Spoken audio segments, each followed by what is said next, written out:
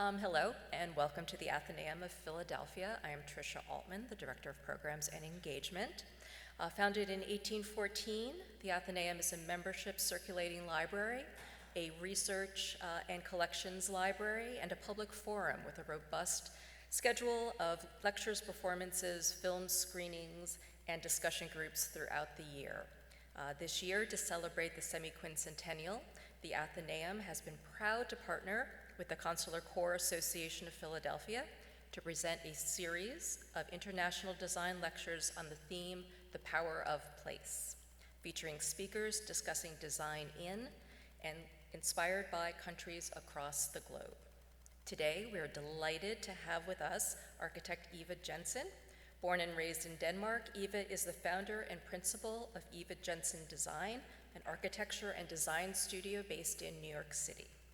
She has both taught and practiced architecture throughout her career.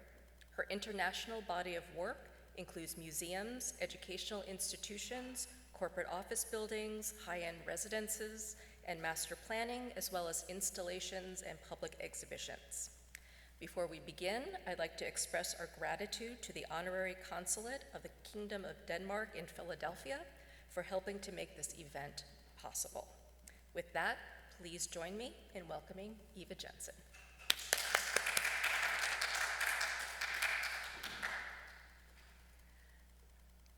Hello and welcome. And thank you for coming. And thank you for the introduction, Patricia Altman. And thank you to both the Athenaeum and to the Consular Corps Association of Philadelphia for organizing the International Lecture Series, Power of Place, and facilitating cultural exchanges like this. I was born and raised in Denmark and visited the United States for the first time in 1976, just in time to experience the bicentennial celebrations. Today I'm happy to be here with you and to celebrate cultural exchange and America 250. This talk is about Copenhagen's urban development, seen through the lens of nature-culture, an ever more intertwined system, space and point, distant, large, and near, smaller scale. At human eye level, as an experience, in walking motion, the natural speed, so to say, for humans to move through space. So here we begin. The power of place, nature, culture, space, point.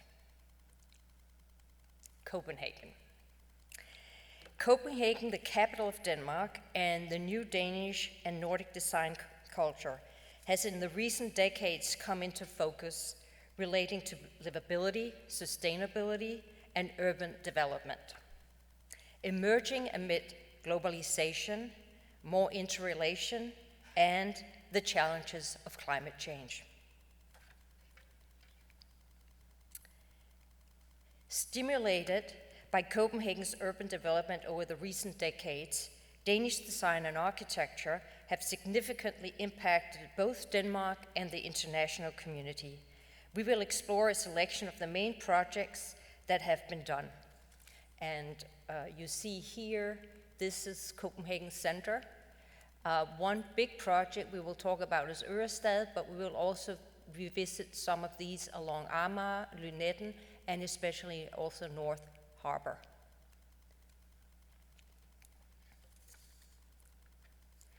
Copenhagen's urban development was built on the foundations of the Danish Welfare Society. That was advanced by post-war with the help of the US Marshall Plan, which facilitated a rapid modernization of the country. We will look at Copenhagen in the past, now, and for the future. Here, the Blue Planet by 3xN from 2013. It's the Danish Aquarium in Kastrup, just outside Copenhagen. And it's one of the civic buildings built during the past 25 years. I would like to begin with a big picture perspective, as I was alluding to, that became possible to document in the 20th century and that to me emphasizes the power of place. I invite you to briefly, from the point of view, visit space, as architecture is all about scale. I'll present thoughts on nature and culture and an introduction to talk about Copenhagen's urban development, which is tied to holistic, humanistic, and increasingly sustainable plan framework for creating a recognized livability city within 3 decades, which now also in the process of forming the largest Nordic metropolitan region. Following, I will end the talk showing a selection of my works by my firm, Jensen Design, and if you have any questions, I'm welcome. You're welcome. So here we go. Pale blue dot. A mote of dust suspended in a sunbeam. We're all one of the same family, and as you may know, this is Earth. And here's Earth closer up. Earthrise, this was the first time we saw the Earth from space from a moon point of view, and one of the most iconic images of the 20th century.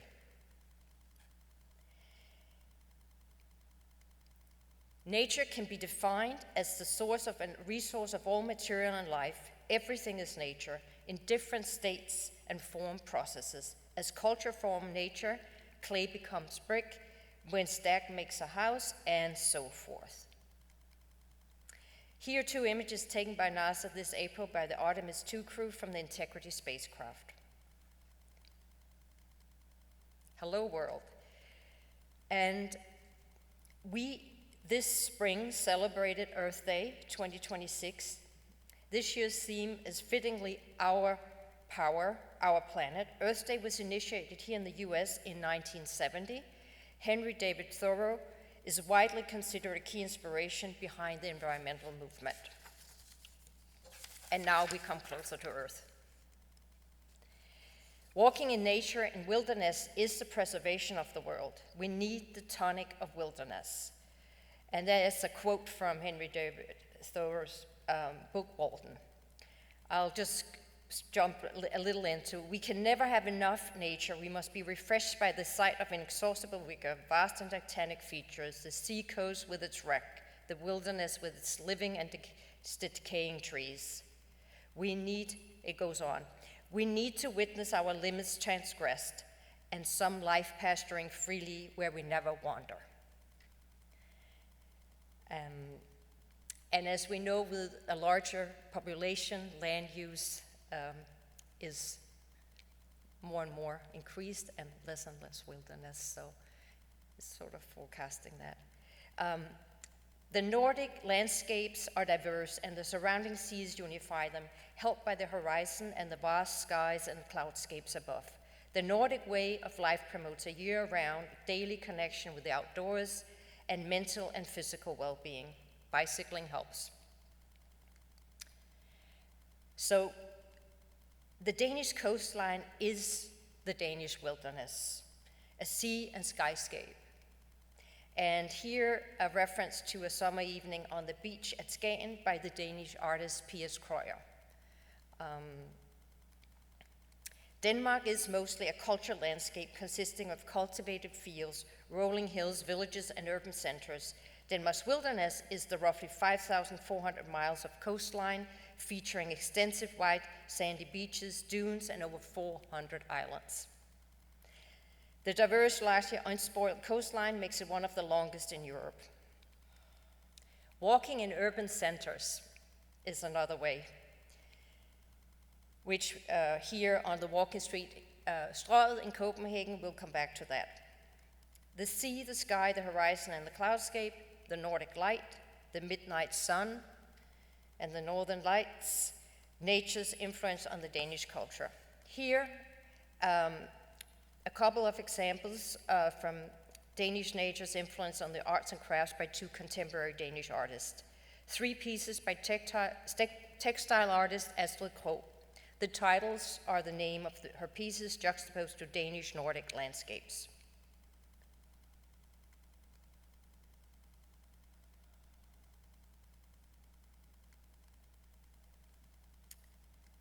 Culture, a concept that encompasses human knowledge, capabilities, expression, abstract ideas, and beliefs.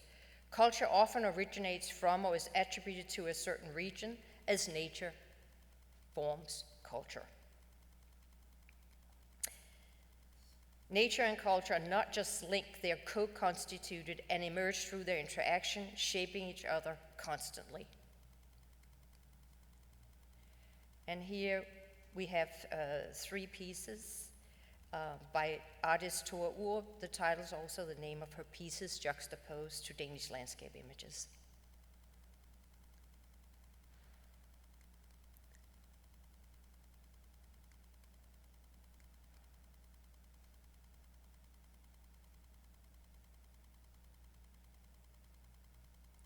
And I kind of already read you that, so we'll go on. Denmark, a country with a population of approximately 6 million and 4.2 million bicycles. It is the most dense populated country in Scandinavia. And you see there's an immense coastline and 400 islands in here. Copenhagen, the capital, has a population of nearly 2 million, and the city municipality a population of about 670,000.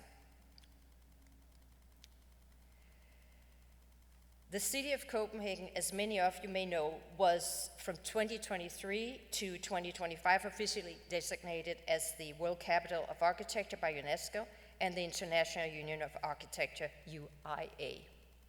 And here we see, this is really the harbor, inner harbor, going out towards the North Harbor. It celebrated Copenhagen as a livable city with architecture that prioritizes sustainability and has the ability to seamlessly merge modern design and traditional elements, preserving the rich cultural design heritage while pushing boundaries and innovating with great forward-mindedness. It is seen as a high point following 25 years of urban development and transformation. Here, a couple of the harbor's main cultural civic projects and 2 specific exhibitions created for the World Capital celebration. And here you see the opera by Henning Larsen on the harbor front. It's on Holmen.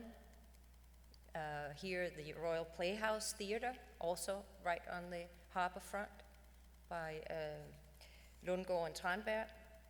And here is an exhibition with the prototypes for circular housing made by Effect Architects with support from Velux, the window company.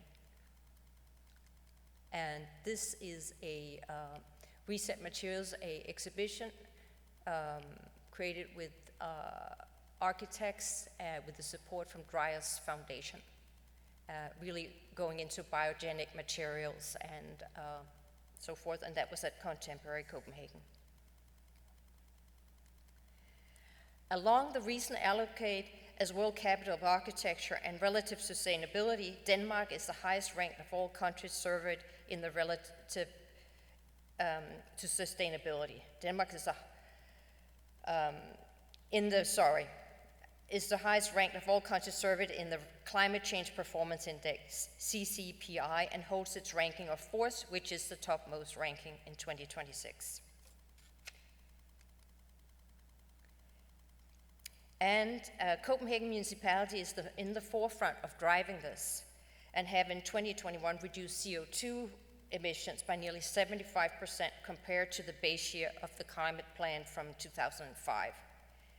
Copenhagen's climate strategy aims at achieving climate positivity in 2035, so in 9 years.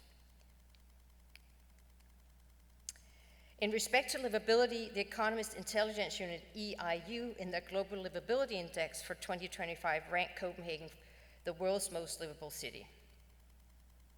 Here, the index and an image of Copenhagen Harbor during the summer.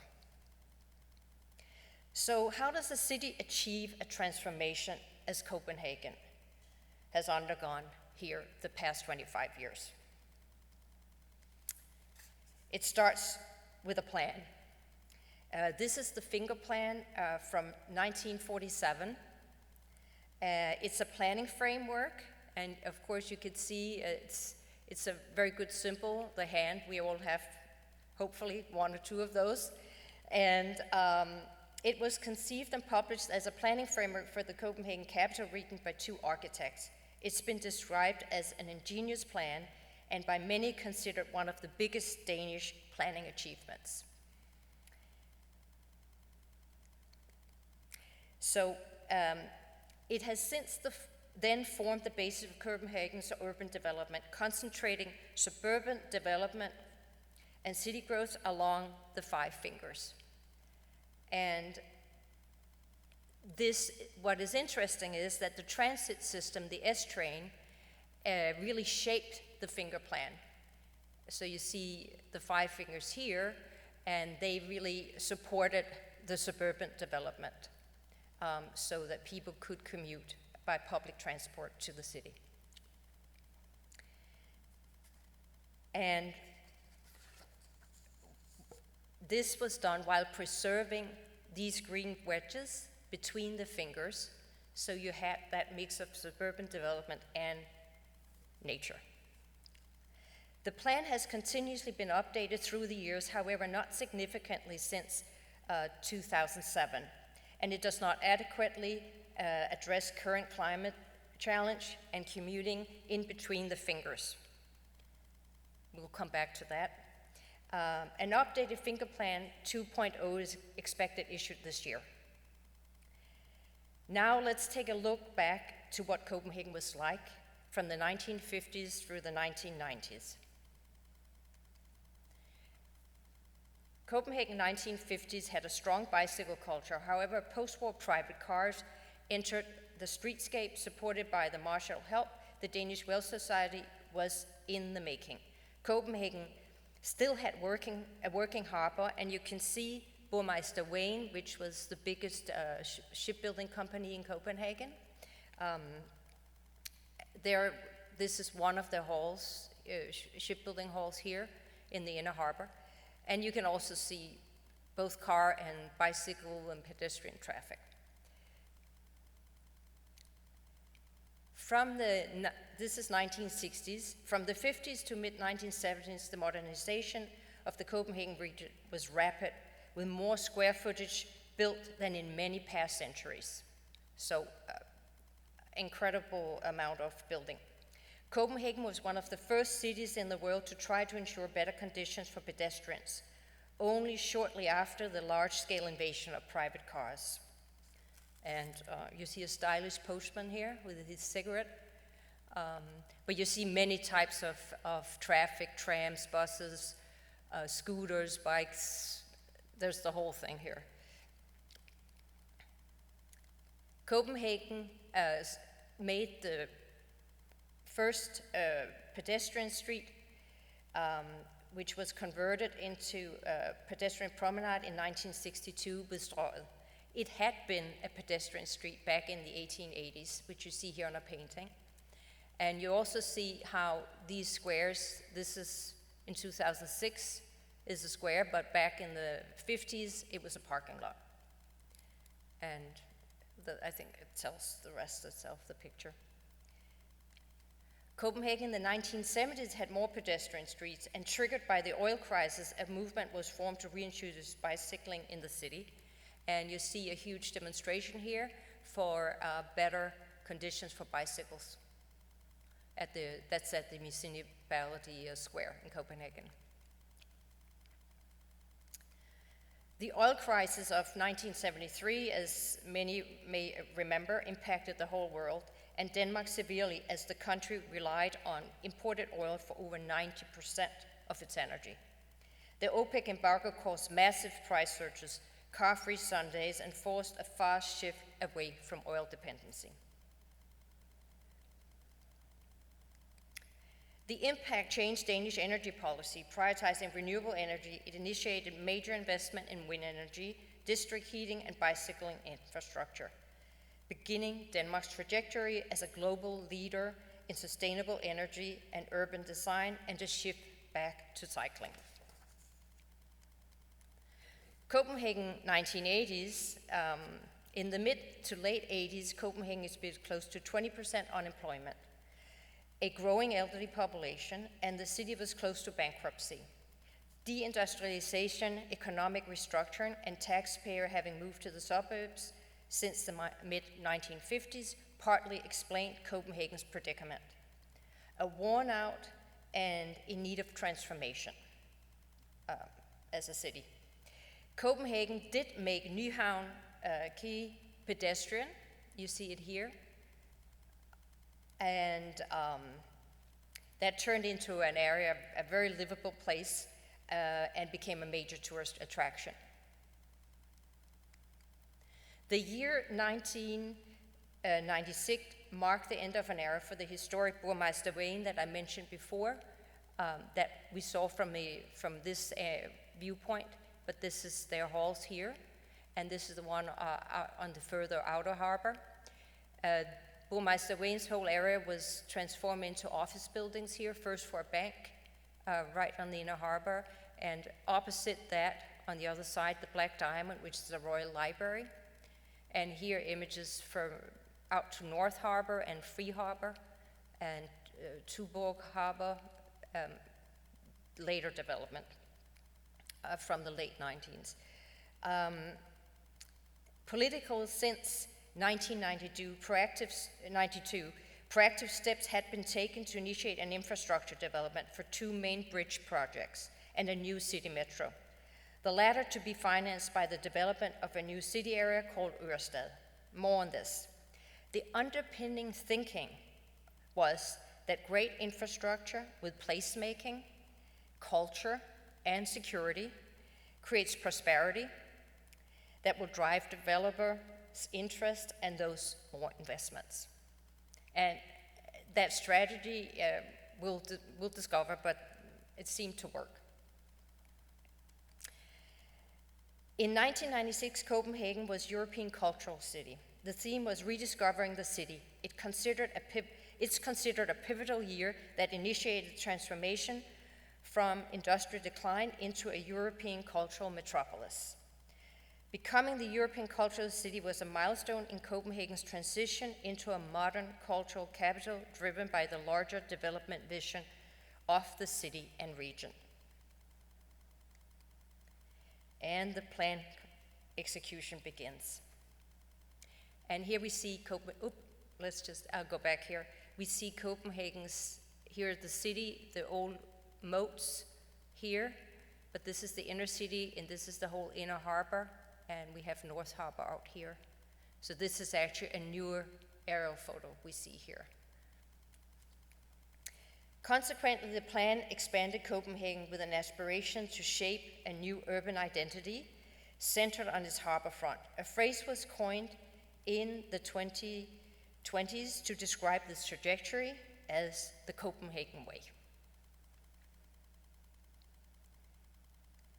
Copenhagen's transformation emphasizes how strategic long-term vision can have far-reaching positive impact on urban and economic development. The city invested in large-scale infrastructure projects, built a new metro to support mobility that prioritizes public transport as well as bicycling and walking in the city center.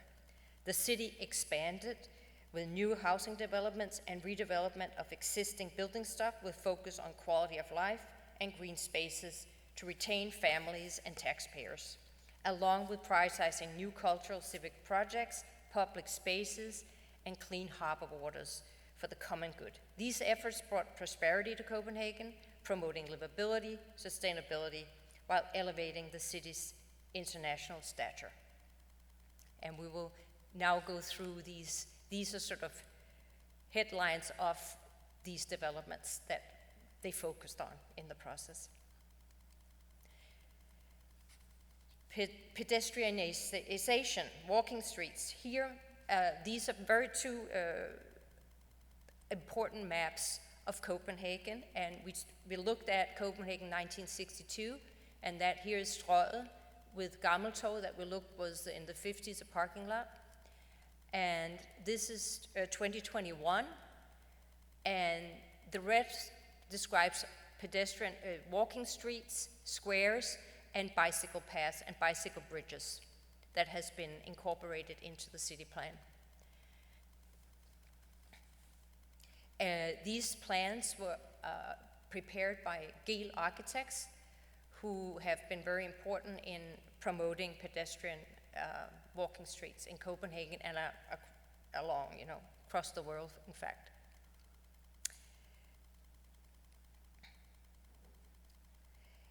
And I should just say one thing more here. The development from 1960s was really that the city turned its back to the harbor, and as you could see with the red lines, Copenhagen started turning its face to the harbor and creating a new public cultural space in the whole inner harbor. So that's a very important map to see that transition. Part of the urban design development was driven by, as I mentioned, architect Jan Geel's approach to urban design in his writings. He advocated designing cities at eye level and at human scale. Part of the urban design development was driven by his studies of public spaces for more than 50 years. Copenhagen was Jan Geel's laboratory, and he has advised cities around the world, including Melbourne, New York, and also Philadelphia.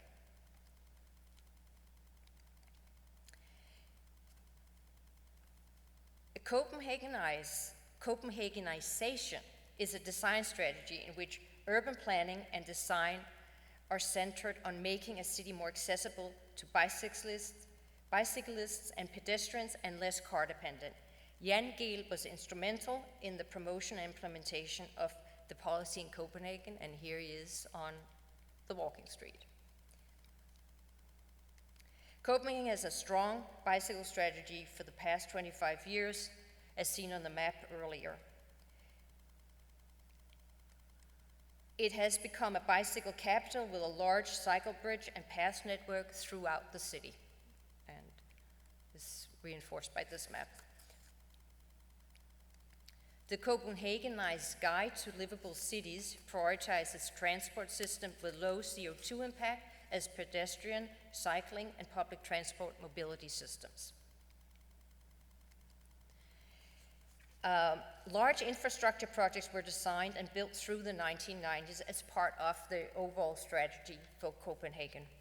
The Great Belt Bridge connecting the islands Sealand and Fyn with faster access to Germany opened in 1998, and you see it here.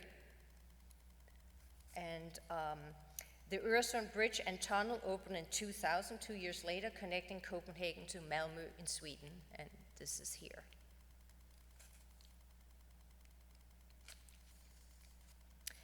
The Copenhagen Harbour Bus was introduced in 2000 to embrace the harbour and facilitate public transport along and across the harbour. And you see the map here. And this also meant, because in the beginning the bicycle bridges weren't there, so it was helpful with taking your bike on the taxi, the harbour taxi. The Copenhagen Metro first opened in 2002 with M1 and M2 lines, and M3 and M4 followed in 2003 and 2007. The planning started 10 years earlier, already in 1992, as part of the redevelopment plans for Ørestad. The driverless light metro supplements the larger S-train rapid system and is integrated with local and regional trains and municipal buses. A new light rail system was introduced late 2005, and this is the screen system here, and that is actually facilitating lines across the 5 fingers from the finger plan. So that is the one that's now doing that, and it's being built out. And also additional development on the metro is in the works. And now, a hub in the harbor, 2002. Copenhagen has always had harbor baths. However, during the industrialization, the harbor water got too dirty and people were prohibited to swim. With the deindustrialization and the commence of a strategic city planning program to develop the inactive harbor, the harbor water was cleaned and Hub in the Harbor was launched in 2002 with harbor baths being built along the inner harbor. And you see a plan here. And there's many. This was Islands Brygge harbor bath. There's Fisketorvets harbor bath. There's North Harbor inner bath, and then there's a club here, Sandkaj. Takes 5 years. You can sign up to become a member and take a swim there. So, many projects were developed between 2000 to 2025. Here is a selection. And these are the areas in Copenhagen. We've sort of seen them up on the map. And I've mentioned some of them, but we'll go through them a bit more now. So here's some of the bicycle bridges, Circle Bridge in the inner harbor, and then the bicycle snake in the south, towards the South Harbor. And this is by Olaf Fur Eliassen, who's also an artist, Danish, Icelandic. Paper Island is also part of the harbor, and it's a former industrial area with new adaptive reuse for housing and mixed-use developments. Also on Paper Island, a new waterculture center is being built by Japanese architect Kengo Kuma and is planned to open this year. It's taking Hop in the Harbor a step further. Holmen, also in the harbor, a former Royal Naval Base and dockyards, is a congregation of small islands, beautiful warehouses, and wooden buildings, and is now home to the Opera House, the Architecture and Design Campus that you sort of see. It's in these kind of warehouses like that. Creative businesses, and the remaining military activities. The Opera House is also on Holmen by Henning Larsen Architects, and here is the gardens for the opera, and that's placed on top of a parking house. So that's a way of integrating both sort of urban nature with the parking. And here you see the new bath by Kengo Kuma. Refshaleøen, where Burmeister Wayne was, you see the hall back here, was left, that whole big shipbuilding hall was left empty for many years, and I think actually now there's a whole new project starting that. But in front of us we see Copenhagen Contemporary, and they have the welding hall of Burmeister Wayne, and that is a huge international art center on Refshaleøen. And of course, Noma, the restaurant, is also on Refshaleøen, and this is their buildings here, and it's by Big and David Tulstrom Architects. And you can sort of see it in relation to Holmen and Copenhagen city in here.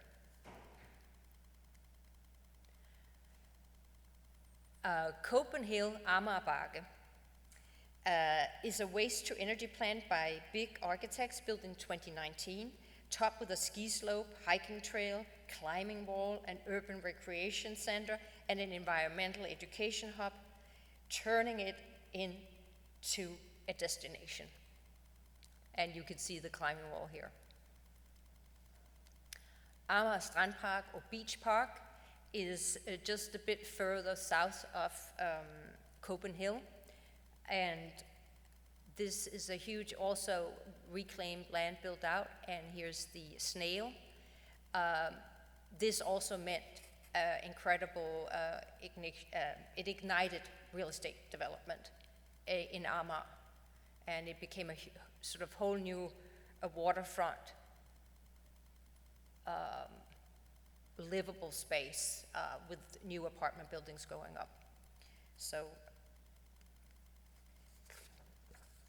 turning to severe weather events and climate change challenges in Copenhagen. In 2011, Copenhagen was struck by a 1,000-year storm event, a cloudburst that flooded the city with 3 feet of water, causing over $1 billion in damage. Copenhagen City acted fast and issued a cloudburst management plan the following year in 2012. It is a citywide strategy for dealing with extreme rainfall events. The objective of the plan is to reduce the impact of expected future flood events. Copenhagen aims to realize 300 projects in over 20 years. The city has since 2017 collaborated with New York City to develop its cloudburst management program that New York City issued 2023. So there's collaborations across cities and nations. As part of the urban green resilience, rainwater management is integrated in local parks and new housing courtyards, introducing green spaces, light and fresh air from metro to meadows.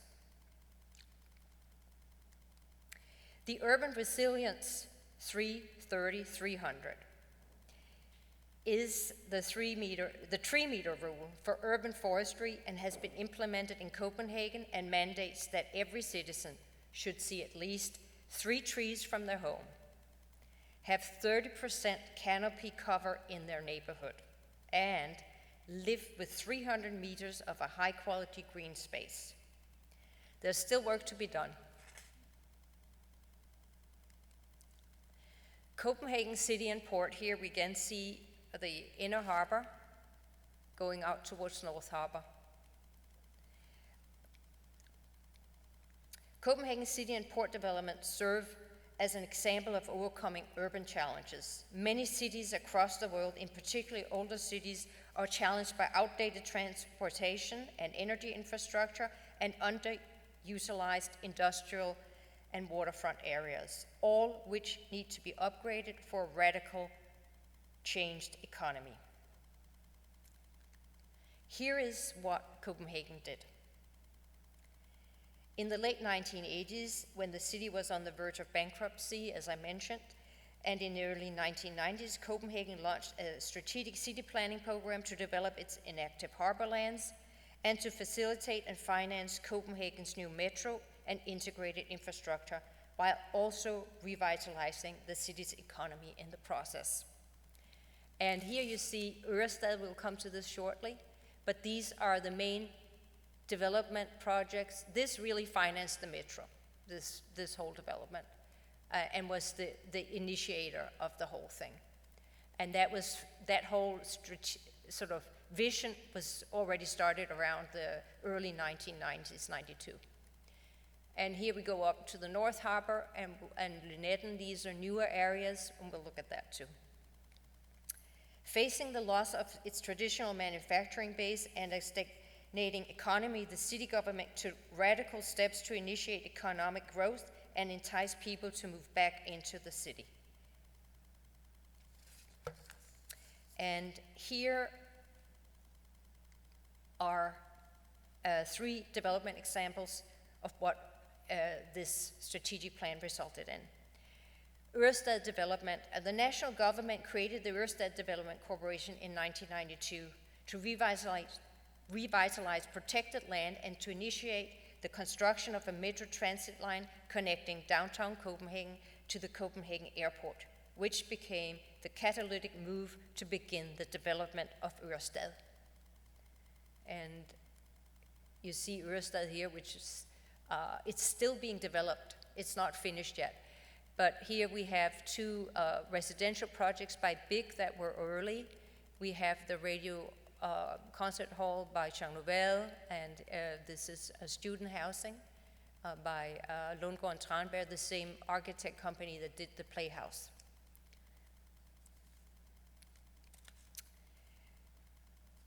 The first building was constructed in 2001 to 2004. The full development of Ørsted is expected to take up to 30 years plus, and the area is still in development. And this is being finished now. This is the first church in the new area by Henning Larsen, but you could also see the housing projects are turning more into sort of urban nature, residential, kind of being in the countryside, but still being close to the city.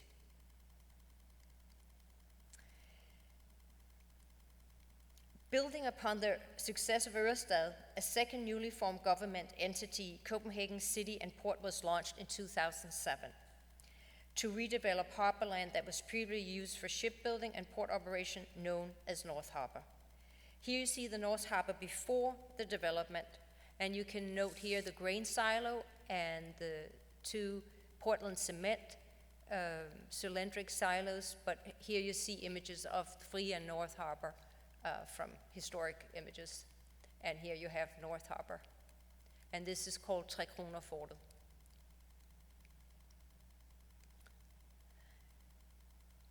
The North Harbor development is built on reclaimed land and is still in the process of expanding into the Øresund Sea. And you see the expansion, it's happening right now as we speak, being built out. And this is from I think, competition for a development of North Harbor. But it's really, all of them, the projects are going out into the sea. So it's always building on reclaimed land. And here you see the North Harbor as it is now. And you see here the building out is still happening. And you see the two Portland cement silos, and you see the grain silo becoming residential building and office buildings. And here you see, this is a parking house with a playground on top, and they call it Park and Play. Let's go there. The new metro station has open mobility to the existing city neighborhoods, which was before the development cut off with a big moat sort of, or where the S-train ran. So this is a big improvement. It's a development with adaptive reuse and new housing developments. It's a mix of old and new and has integrated fast with the rest of the city. Oops, here I come a little fast. Has integrated fast with the rest of the city. Public spaces along the harbor and canals are enjoyed by many, and you can see Hop in the Harbor, they also do there. So now we come to Lynetten, which is just south of North Harbor here. Historical and geographic development of Copenhagen has always met the city's various needs and requirements by land expansion into the Øresund Sea. And Lynetteholm will be the next step in the city's history of land reclamation and protection. Copenhagen City and Port is building a new peninsula of 275 hectares, green coastal landscape to protect against climate change. In the longer term, the vision is for Lynetteholm to become a residential area with roads and an extension to of the city metro. So you see here. This once was out in Øresund and is now encased with new reclaimed land. The power of place. Can recent learnings from Copenhagen's urban development teach us some valuable insights on the future urban development of cities in the 21st century? That's a good question. And here we have Copenhagen City and Port, and this is the Playhouse and the Kissing Bridge. So the Copenhagen model, as presented by Bruce Katz and Louise Noring in the 2017 report of the Brookings Institute, is important to mention. And you may know Bruce Katz. He is now with Drexel University here in Philadelphia. The report confirms that the organizational structure of private-public partnerships for Copenhagen City and Port developments has become a model for how to revitalize cities and finance large-scale infrastructure by increasing the commercial yield of publicly owned land and buildings without raising taxes. Its success provides a 21st century model for global urban development, in their opinion.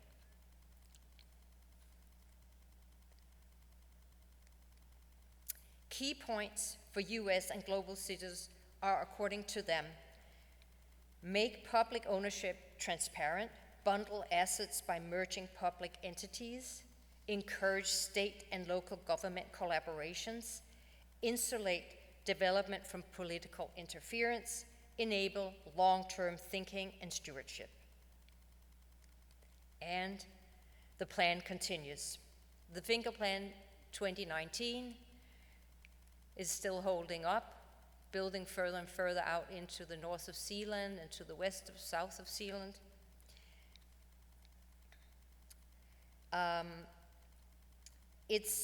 Denmark's capital region not only has this development plan in continuous progress, Denmark as a country is supported by public and private initiatives and policies for the common good.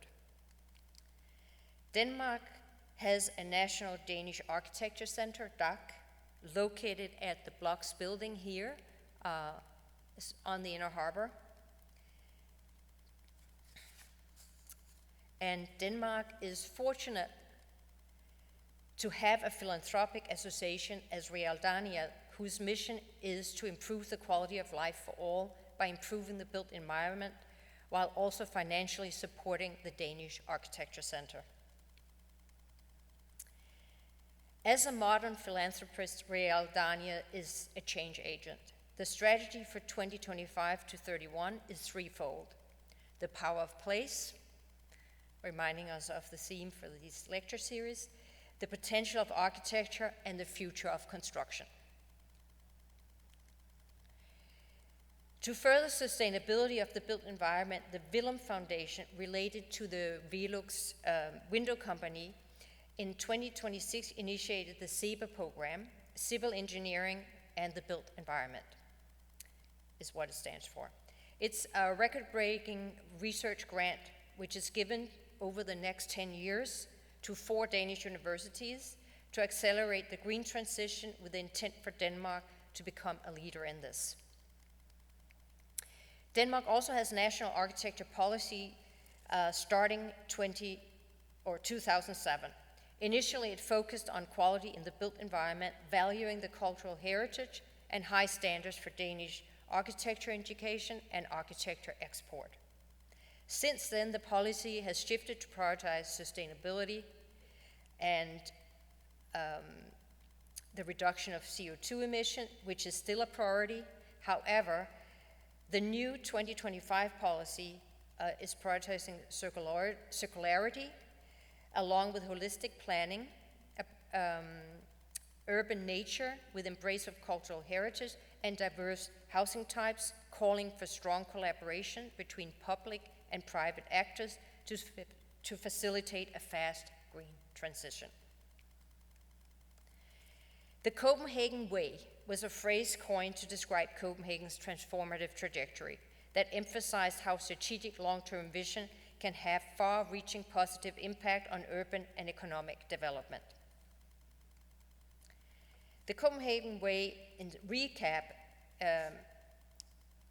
it begins with a regional plan framework. It develops by strategic long-term vision, with a plan to turn inactive assets into vehicles for profitable real estate and infrastructure development.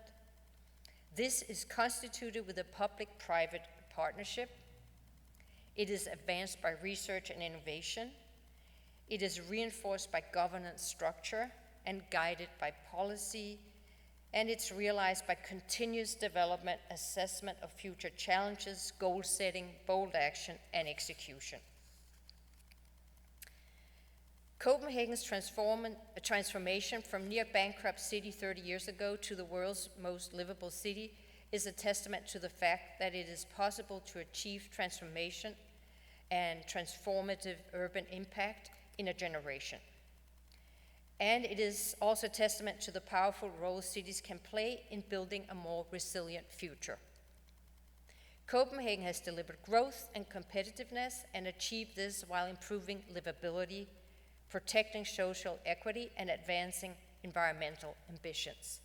And this again here is what you see in black is the areas where there really have been the major developments. And we've sort of spoken about, we don't even see Ørestaden here, but we see South Harbor, we see Lynetten, Refshaleøen, North Harbor and Holmen and the Amager Beach Park here.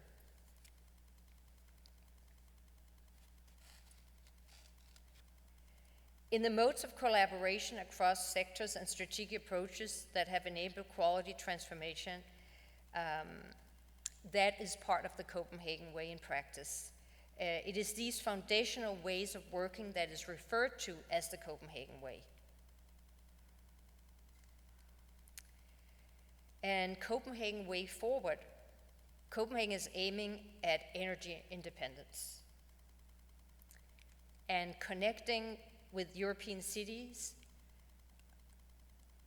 in a network and also in a Scandinavian network, and being part of the Y Innovation Corridor, which you can see span from Oslo, Stockholm, Göteborg, down to Malmö, Copenhagen as being really a center, and towards Hamburg.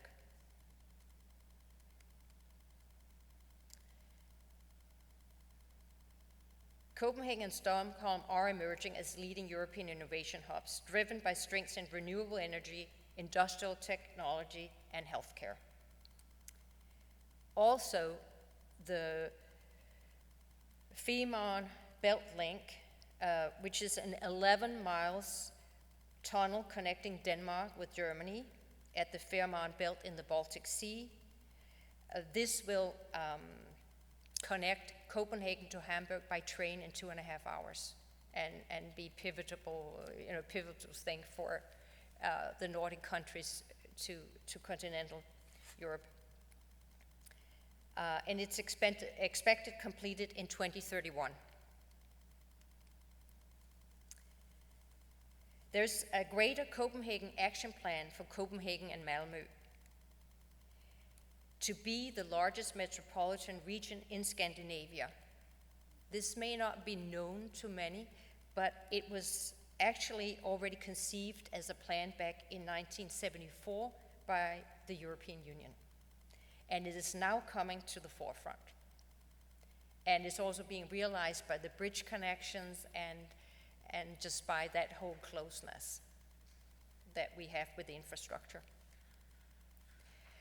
So Copenhagen now and in the future, many developments have been done. We've looked at some of them. Ørestad, the South Harbor, up to Amager, Lynetten, North Harbor building out, and there's many more inside the sort of, not right on the harbor, but in the city itself. And there's still space for more. So the plan evolves, and an idea competition addressing climate change, biodiversity loss, urban growth, and changing demographics was held in 2025 to explore future potentials for developing an updated Finger Plan 2.0. Here examples of the first, well, I should just say it's very much focused on both blue and green urban nature. And here examples of the first phase winning proposal addressing blue-green nature. Vandkunsten Architects won with a project they called A Decentralized Organism Emerges, but it's very much blue and green. And you may just see the beach scene inserted here from Skagen, strolling at the beach. So it's a Danish reference, by no means. So the power of place can translate to a profound influence that nature, physical environments, and sensory experiences have on shaping human emotions, thoughts, and behaviors, and become a collective identity forming culture. We not only live in places, places live within us and shape our identity. And by this, I'm turning to my practice, Jensen design that I found in New York City in 2005.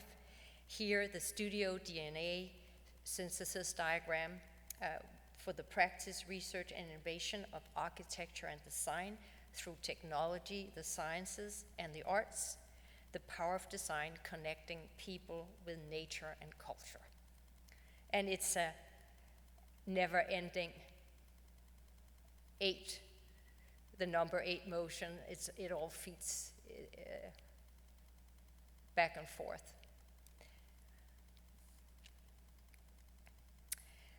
For a New York apartment, we did a surgical renovation with interior and furniture design. A luminous millwork panel as a module here created the basis for all the built-in millwork storage and panel cores stretched in a west to east axis from public to private spaces in this apartment. We designed all the interiors and custom furniture pieces, including curation of vintage furnishings, and designed for integration of the client's beginning art collection. In the master bedroom, we designed new built-in storage and a panel storage divider to separate the dressing room from the bedroom area. So there was a bit of a division. The custom benches placed in an axis from the public to private. These were designed in American white oak with natural leather seats and treated with a Danish soap finish, integrated with leather tops for the care home stools in the gallery entry space. The bench credenza is detailed as a minimal frame structure with integrated circular routed pull and wooden glides and no applied hardware. For a New York Fifth Avenue penthouse, we designed a new balustrade system with Werner Sobeck engineers to replace an existing. The stainless steel balustrade wraps 320 feet of terraces with panoramic views, city views, I should say. It was custom handcrafted to be mounted on existing anchors as a modular system that can be demounted as required. The minimal horizontal bars reflect the light of the surrounding sky space and appear unobtrusive. The details are simple, refined, and precise. The terrace railing before, here, and after, and seen from the inside. And here seen in context to the interiors for which I years earlier led a renovation when I was with Shelter Mandel. You can maybe see the outline of the old railing, but we really tried to sort of fade it out as we weren't happy with it. The interiors were curated with collectible furniture, custom rugs, and millwork pieces. Circle Shade is a versatile portable canopy system, a kit of parts that we developed in prototype, winning the International Fully Function competition in 2017 as a public installation. It's an open tripod structure that eliminates the center pole of the traditional umbrella and has integrated counterweights that also serve as a seat and stool during installation. Circle Shade sets up quickly in playful constellations. It's meticulously detailed and structurally developed with Laos engineering design. Circle Shade is patented, and since 2017, we've won several international design awards, 2 by German Design Council and 1 by Rethinking the Future. Circle Shade was also an Architizer finalist 2 years in a row in 2019 and 2020. And here, the last. On a small Danish island, and this is the island floating here in the sea, in the sky.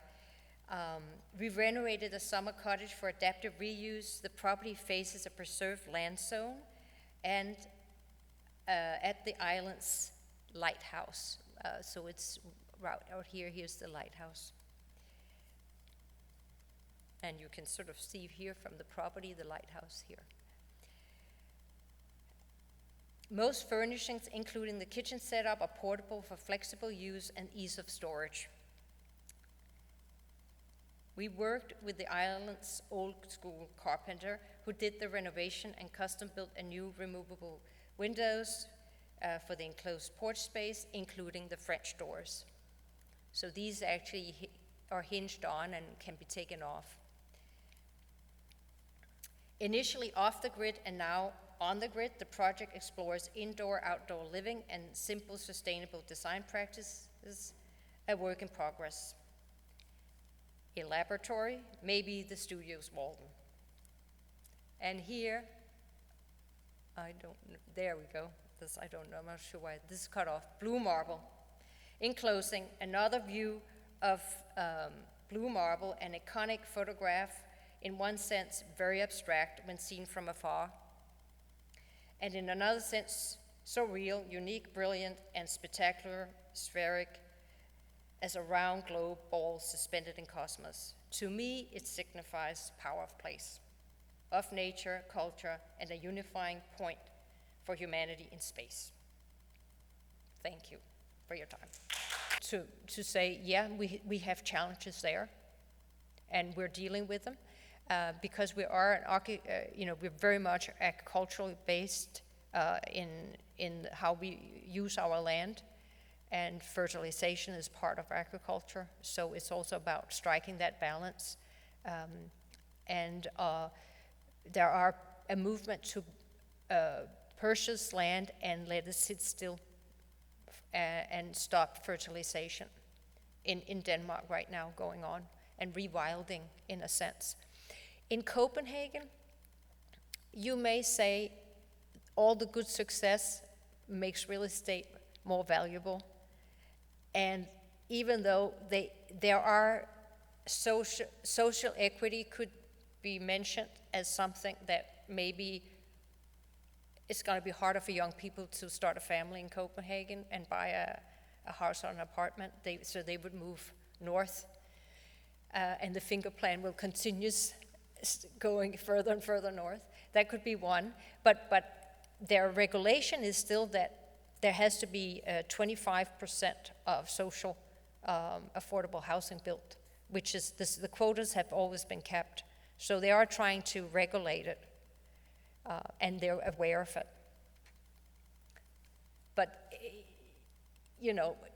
and it gets cleaned up, so you don't get all the quirky things happening in the city when it gets more appreciated and infrastructure functions and life is good. I understand you've been in Copenhagen. What did you find? Well, we love it. Yeah. We were in a 5-floor walk-up. Uh-huh. In Uh-huh. and it was fantastic, the neighborhood feel. Yeah. Of course, you see right away the relative absence of cars Yeah. and the relative domination of bicycles Yeah. and walking.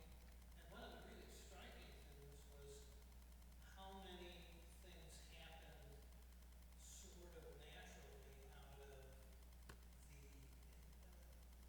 cultural and social environment that was created. So, for example, we were in a building complex from the 1890s. Mm-hmm. A bunch of buildings, 5, 6 stories, and in the middle was a big playground. Mm-hmm. And I asked about that, and they said, well, it used to be a parking lot. And one day people realized nobody was parking there Yeah. anymore. Yeah. So they might as well convert it to Yeah. and it was all organic. Yeah. There was no official decision to do this or anything. It was Right. just the people in the community, but it was also because they weren't driving anymore. Yeah. And they didn't need it. Yeah. And so I got the feeling that there was a lot of change going on Yeah. at the social level, mental level, Yeah. and the physical environment level that was not specifically part of a plan of government action. And that was Yeah. really fascinating. Yeah. Yeah. I was going to say that I joined my husband in that one Yeah. And one of the places where we really got a sense of change was in the laundry room. Everyone in the building kind of socialized around the laundry room, doing laundry. Okay. And we met a number of really interesting people. Many people had come from other countries. Many were first-time restaurant owners. And so the street itself was filled with small businesses reflecting who lived in our building. Yeah. And it seemed to be a very great mixture of people from many countries. Yeah. And there seemed to be a real sense of excitement and feeling that their culture was not mitigated by their living in this welcoming country. Yeah. And that really was a lovely comment on what Copenhagen and Denmark has tried to do. Yeah. It's never going to be steel country off. It's always going to be a cultural change and a sort of a vibrancy. Yeah. I thought the vibrancy was really well reflected by what people do, what how many generations that are there, and then what people do. And something as simple as a laundry Yeah. Yeah. reflects people's excitement and preventing plans. Yeah. What people wanted to create and do, and we saw children and a number of other members of communities by their clothes. Yeah, that's wonderful. But I think, I mean, I've been here for many years, and it has been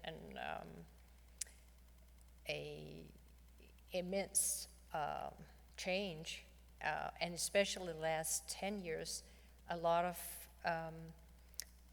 I can't say foreigners, but people from other cultures and countries have embraced settling in Denmark and creating a life there.